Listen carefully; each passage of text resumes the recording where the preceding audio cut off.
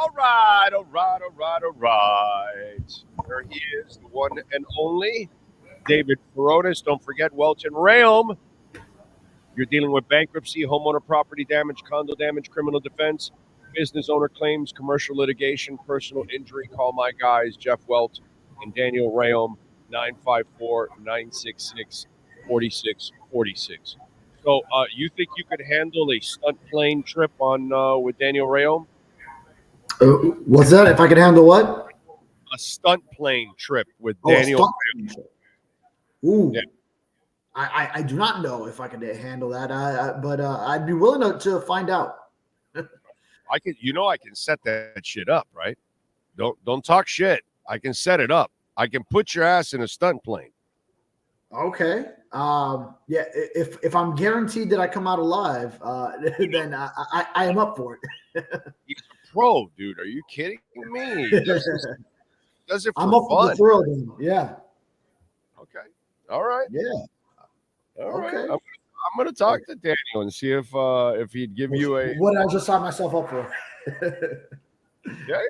Well, I'm gonna film it for sure because I got to see your ass throwing up all over the place. That's Ah. a lot of Make fun. sure I eat light that day. Yes.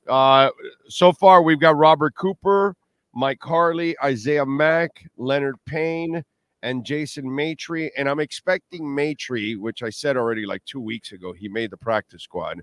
If he sneaks through waivers, I'm expecting that guy at least to be on the practice squad, right?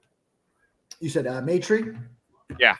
Yeah, definitely. I mean, I feel like all those undrafted corners stood out, but I mean, he was one of them that you saw plenty of plays made.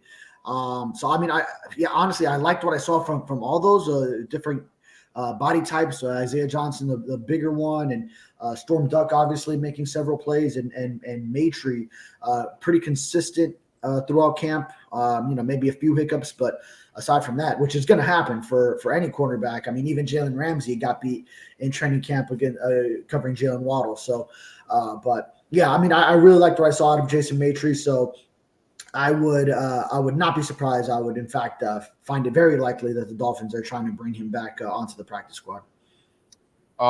Let's see. What else do we have here? Okay. Dolphins cut wide receiver Jaden Janke. Apparently, that's what Barry Jackson is reporting. Yeah.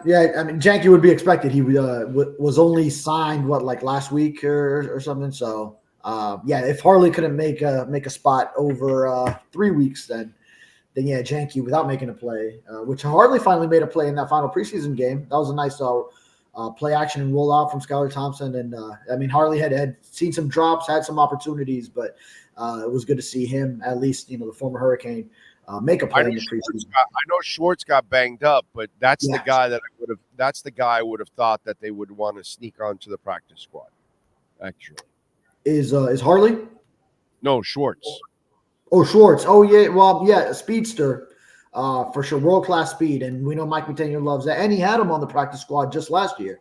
That's what I'm saying. Yeah. Mm-hmm. But, yeah. He's the one guy out of that group.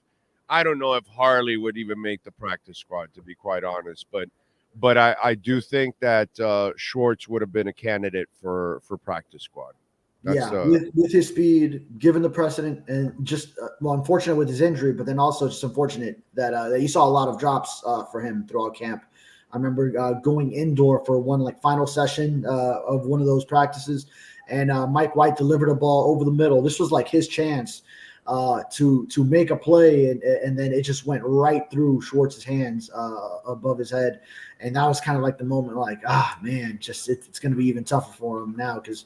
There were multiple times where a ball would come his way and he wouldn't come up with it. So I think some of these wide receivers, they get a little nervous. They get the nerves on them come camp when they know those few chances they get when they see the ball come their way. It's got to be like they put so much emphasis on it, on those individual plays, and then maybe they're not relaxed and it doesn't go their way. Yeah, I'm with you there. What do you think happens at the backup quarterback spot? With the cutting of Mike White, what's the next step for them? Yeah, well, even Tua's answer yesterday indicated that he would like to bring him back. So maybe he would be the third on a practice squad type contract, and you save a lot of money already because you cut him, saved the 3.5 million. If he doesn't get picked up somewhere else, which if teams saw his preseason, it's not like someone else is going to be just clamoring to bring in Mike White off of what he showed this training camp. So it might be as simple as just bringing back Mike White as a third on the practice squad. Yeah, neither guy is anything, dude. Neither is Skyler, bro. Please. I mean, it's just Yeah, I think they did it to save money, and then sure. they're gonna bring him back, and they'll bring him back at a less number, and they figured out what they have there. They don't have any future in either guy, and they're gonna have to draft one next year. They're gonna have to try to develop another guy. The only guy that I thought of out there is Blaine Gabbert. And Hmm. again, not because I'm a fan of Blaine Gabbert, but he has played in that system. He was in San And Francisco. Right? yeah, he was in San Francisco. So he's played in that system. So he kind of knows it.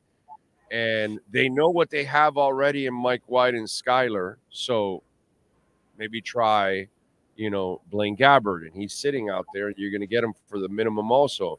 So if Mike White and his agent get a little, picky and they want more or whatever, then they say, well, we'll go with Blaine Gabbert. That's just me. I'm just spitballing out there right now. Okay. Yeah. It's a veteran. I don't for them to bring another young guy in with Skyler, I don't think that would be a smart move. I think you got to get a veteran. And the only other guy that if you don't bring Mike White back, I was thinking maybe Blaine Gabbert. That's it. Yeah, yeah, and McDaniel left the door open when I asked him yesterday about potentially signing a quarterback two, a number two caliber type of quarterback instead of just saying Skyler won the number two job and then now it's signed a three. So yeah, Blaine Gabbert would make sense based on the experience in the system playing in San Francisco. I know a lot of people want to say Ryan Tannehill. That would be the fun Dolphins fan base storyline, but he's not really a fit in this style of offense. So I wouldn't see that happening, although that would be fun. But Blaine Gabbert, among the free agent quarterbacks that are available, probably makes the most sense. I'm trying to take a quick look at quarterbacks available, and then I mean he would be the one that stands out as having previous experience in the system, which is kind of a prerequisite. It's very valuable to have that going into this offense. No, and you're on short notice. You don't have the Yeah, off season. You don't have training camp. You don't have the preseason. You don't have time to work on this. So Gabbert would be the one guy that I would think that, okay, maybe if they go off the beaten path and they say, well, let's bring a veteran in at least just in case, because it might be a little too much for Skyler. For me, I know Skyler had a nice little run there, but he was playing against the worst players possible in the third preseason game, and he still threw an interception at the end of that little run. So it's like, yeah, I don't think you'll get enough consistency. Now let me give you the real bitch. Okay, so you already found out what's up with Maitrey. What the hell do you do with Storm Duck, Isaiah Johnson? yeah. Because Between them, I want to keep both. yeah, you want to. I would consider Storm Duck make the first one up if they end up going deep enough into the cornerbacks. For sure, To they're keep, keeping Storm. They're keeping. yeah, yeah. Oh yeah. Now, are you saying active roster or practice squad? I don't think Isaiah makes it to the fucking practice squad. Okay, you don't think Isaiah makes it even to the practice squad? Yeah. Well, No, yeah, I because think I would see him after Maitrey, right? yeah, I think if you see, see, the thing is, he's a big guy. Yeah. It, it's like when we get to the Azukama conversation at wide receiver, he has something that Maitrey doesn't have, that other guys that don't have. He has that physical, big size that he can maybe play with tight ends a little bit and even bigger receivers and all that kind of stuff. I just think that if you think his cover skills can get better, oh my God. you might find it. What is he, like 6'2", 6'3", or something like that? 6'3", yeah, 6'3", 205. Jesus Christ, dude! Do you know how hard it is to find corners that size? It's almost impossible to find guys that can move like that. And so, if you think his cover skills and his ball skills are going to get better because he has that in him, wow, I don't know if he can make it onto the practice squad. If they hide him on the practice squad, I don't know what's going on. Are there too many crack pipes hanging around the NFL? Because I really like that kid. That's a guy that like intrigues me. You know what I'm saying? Yeah. You're saying someone else is going to snatch him up. Yeah. And I so mean, how many other Storm making it, and you think Isaiah is on the outside looking in? Yeah, and then he might end up going somewhere else. But I mean, so is life when you really did hit on 3 undrafted cornerbacks here. I mean, we watched them throughout camp and felt all of them are pretty solid guys that could be fringe roster caliber type players, and none of them had awful training camps, which you would know it, you would see it right away if that were the case. So. Really, yeah. I mean, if there are teams out there that need a cornerback, they're watching the Dolphins with how many of those fringe caliber players that aren't going to make the roster, how many of those become available, and your roster watching them to see which scraps you can pick up. Because after your top 3, and then I mean, I know you have kind of like a void as far as just finding those. Really reliable coverage guys beyond them, but then it's just like a lot of those on the cusp bubble roster players that a lot of them could fit, and then someone will be willing to pick some of these guys up. Yeah. By the way, the Patriots' chances of making the Super Bowl have just disappeared. They're releasing Bailey Zappi. Oh, here it is. Yeah, from Jordan Schultz. Yeah. Yeah. Yep. No Bailey Zappi. That's it. If you release Bailey, I don't know how they'll win. I just don't know how they'll get it done. What do you do at running back? Somebody asked me about this. I've said Wilson is gone, and I know they guaranteed 3/4 of his salary, but I think they did that more because they wanted an insurance policy during camp just in case they were ravaged with injuries. Their top 3 guys, and I'm including Jalen Wright, are fine and they're ready to go. Although, by the way, caveat here, I disagreed with Mike McDaniel playing Jalen Wright that much this week. Absolutely disagreed with that. I didn't need to see that much Jalen Wright. But anyway, as I digress. My 4th guy, I'm going with Brooks because the versatility, he does more, and I don't trust Wilson as a pass catcher. I don't think he's a good pass catcher. I just don't like him in that sense. And so I don't think he brings the versatility and the upside that Chris Brooks brings. Now, you're going to take a cap hit because you guaranteed him some money, but it's not a big, huge hitter. It's minimal. Good for him because he gets some guaranteed money. But I think the better for the team is to go with Chris Brooks as my 4th guy. What are you doing? Yeah, I go back and forth on this one. I like Jeff Wilson. I like what he tried to do, cutting down on his weight, slimming down in order to be better equipped for the outside zone. So I always think back, and I know Brooks has younger legs as the power runner between the two, so that would give him an edge potentially. And he has the versatility to back up Alec Ingold as a fullback if he ever gets hurt. But I do think back to a couple of things when it comes to Wilson. Is one, he wore an orange jersey at practice. Now, how many roster cuts are going to be a practice player of the day under Mike McDaniel's system? We know sometimes that's sort of like semantics, and maybe he's trying to prop him up for another team. Those are all possibilities, but I do think back to that. I think Mike trusts Jeff Wilson as a veteran who has been with him for so long. And the other, there's also the salary aspect to it. But there was one other thing I was going to say. But that's why I'm kind of just feeling like maybe Jeff Wilson can find. Oh, here's the other one: is that if they released Mike White and Jody Fortson, a couple days earlier. And remember, these are guys who are vested veterans. They don't get waived. They're not subject to waivers. So they're allowed to go sign with another team as soon as they're cut. They get released instead of waived. Jeff Wilson will fall into that same category. I would think if they were cutting Jeff Wilson, they would give him the same extra days to sort of check out the market for himself, the same way they allowed Mike White and Jody Fortson. So that's one thing that still it has me saying he's not out of it. I think that might be a scenario where they do intend to keep him. So, but that's one of the bigger question marks is really that Jeff Wilson versus Chris Brooks for that fourth tailback spot. Assuming Boy, no surprise here. Barry Jackson's got Neville Gallimore getting cut. I thought he would make it. I didn't feel so. He was one of my veteran cuts that I believe, just because we really just never saw anything from him and throughout camp. I mean, Isaiah Mack got cut, and I think Isaiah Mack made a lot more plays.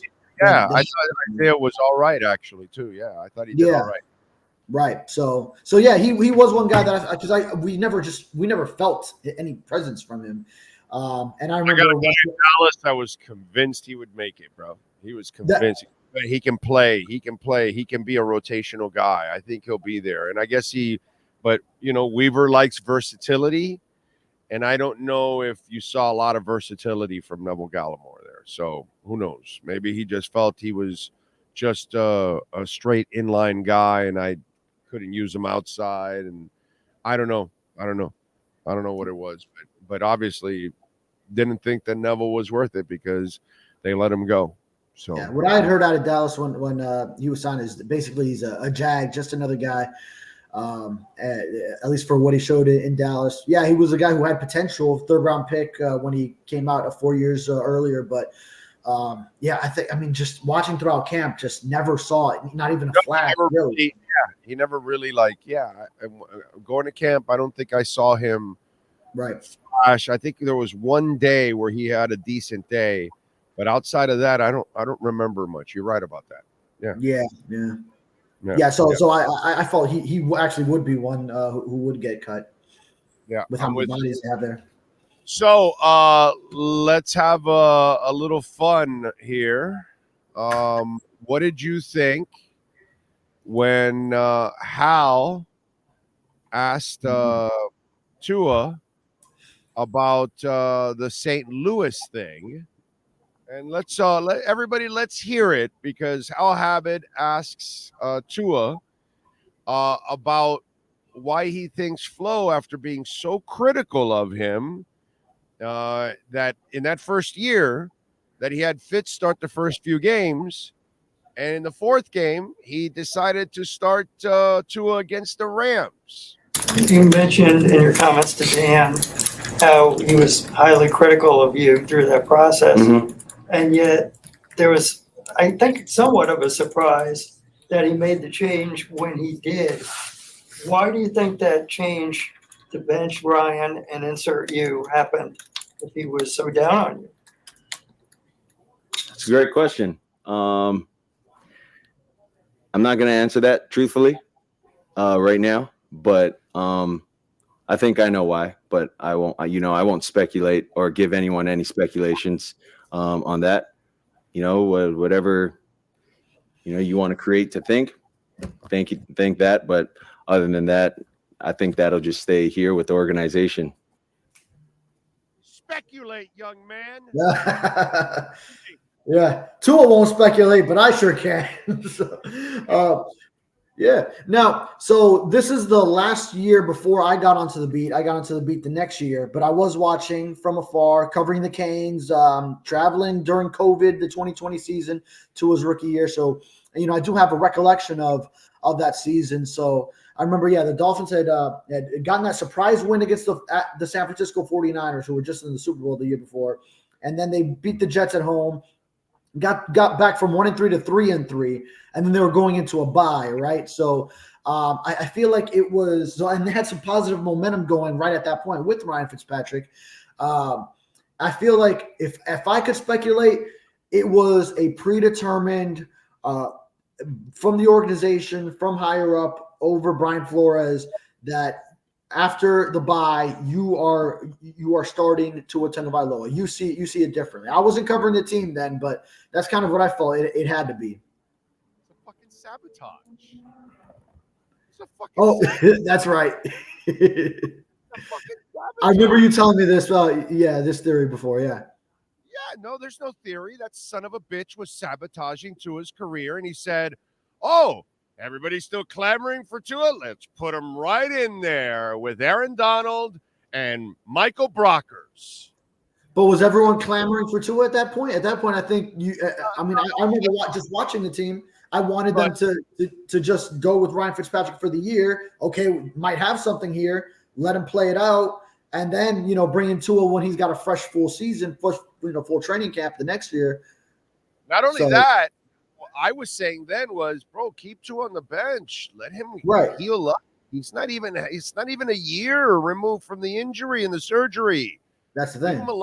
Let Fitzpatrick play behind a bad offensive line and all that shit. And what do? You roll them out against the St. Louis Rams, against one of the nastiest fronts that there is in the NFL. That was a total sabotage, dude. And he still won again. Yeah. Now there was a Andrew Van Ginkel touchdown. There was something. I mean, he fumbled on his first play, right? Yeah. The team game. The team game. He, if I remember correctly, he threw a touchdown, no interceptions.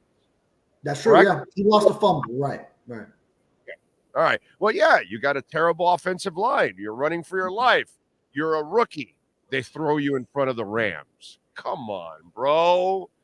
Come on, dude. I mean, really? That's how you're going to break the kid in? The Rams? You're a son of a bitch, bro. You're a son of a bitch is what you are. Speaking of terrible offensive line, Tua learned quickly how to get the ball out fast because when I asked him yesterday, his confidence on the interior O-line, then he was saying, well, brother, I get the ball out fast either way. So he had to learn quickly how to do that, especially going into those situations early on. What's your confidence level on the offensive line in front of you, specifically the interior of the line blocking for you? Well, brother, I get the ball out fast, so I'm confident with anybody we got up there. I'll tell you that. I'm confident with anybody we get out there. So, how do you read into that? Because I was going to talk about that. So you brought it up because there's something there that's super important, and I wanted to talk about it. But since you brought it up, I'll talk about it here. Go ahead. What do you read into that? Yeah, that Tua has the understanding that it's going to be another season where he has to go getting the ball out quick. It's going to be about the timing in this offense. He's not going to have necessarily the time to go through a bunch of reads. Now, he went ahead and slimmed down, try to gain some mobility so that maybe he could extend some plays and all this. But he's operating with the understanding, that pass rush could very well come from up front on the interior and come right up into his grill. So he's going to be looking to get the ball out quick once again. The only thing I would adjust about what you're saying is it's not another season. No, this is life in the NFL. And one of the things that while the world was panicking and many media members were, Tua needs to retire and concussions, I was the only one here that said, hey, let's go back to his 5 injuries. Go check it out. He held the ball in 3.85 to 5.1 seconds. Do you see what goes on? You hold the ball, you die in the NFL. That's what happens. You hold it for 4 or 5 seconds, you will die in the NFL. And what I read in those comments was, hey, man, I know what I got to do in this league. I got to get rid of the football, period. And it doesn't matter what line you have. Marino had Webb and Sims on the left side, and you weren't ever going to get any pressure on that side. He still got rid of it in 2 seconds. Marino didn't hang on to the ball. Montana didn't hang on to the ball. Tom Brady didn't hang on to the ball. Peyton Manning doesn't hang on to the ball. Drew Brees doesn't hang on to the ball. All these guys that can't move, they all figured it out real quick. Snap, plant the foot, and throw, bro. You can't go hanging around. What I think Tua did with losing the weight is for those moments that you've got to buy that half a second, quarter second that you need to manipulate the pocket a little bit. And you see it already. You saw it in practice. He has a little more agility. That's what it is. But I think what I love is that Tua has the understanding already of, I have to get rid of the football in this league. I need to make a decision and get rid of the football. So that's what he was saying. Like, I don't put a lot of pressure on my O-line. So I expect all these guys to be able to do the job because it's only for 2 seconds.